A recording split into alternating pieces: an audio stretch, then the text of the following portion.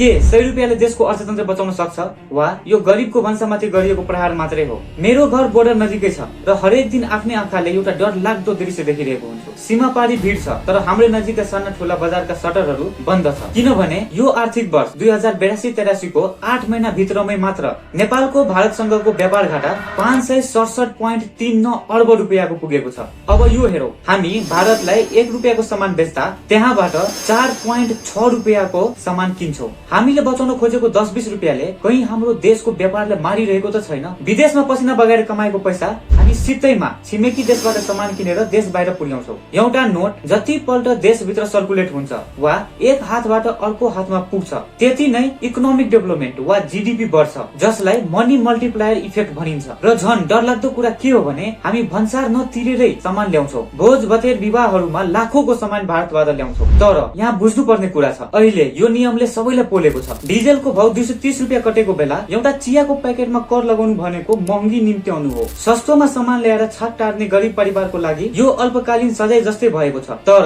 के यो सजाय मात्रै हो त? यो एउटा इकोनोमिक सर्जरी जस्तै हो। सुरुमा दुख छ तर आवश्यक पनि छ। जब बाहिरको सामान महँगो हुन्छ नेपालमै फ्याक्ट्री खोल्ने माहौल बन्छ। यदि हामीले आज आफ्नो पसल र उद्योगहरूलाई जोगायौं भने भोलि देशको युवाहरू रोजगारको लागि विदेश वा खाडी मुलुक जानु पर्दैन। आजको यो सानो दुख भोलिको बलियो र आत्मनिर्भर नेपालको जग हुन सक्छ। तर सिम्पल कुरा के हो भने सरकारले भन्सारमा कर त लगायो तर के हाम्रो उद्योगीलाई सहुलियत दियो त? यो 100 रुपियाँको लडाई हाम्रो चुलो बल्ने कि नबल्ने लडाई हो। के हामी केही रुपियाँ महँगो भए पनि आफ्नै नेपाली पसलहरूबाट सामान किनेर यो देश बचाउन तयार छौ कि सरकारले यो नियम खारेज गर्नुपर्छ? तपाईको अनेस्ट ओपिनियन कमेन्ट गर्नु होला। भावनामा होइन तथ्यमा कुरा गरौँ।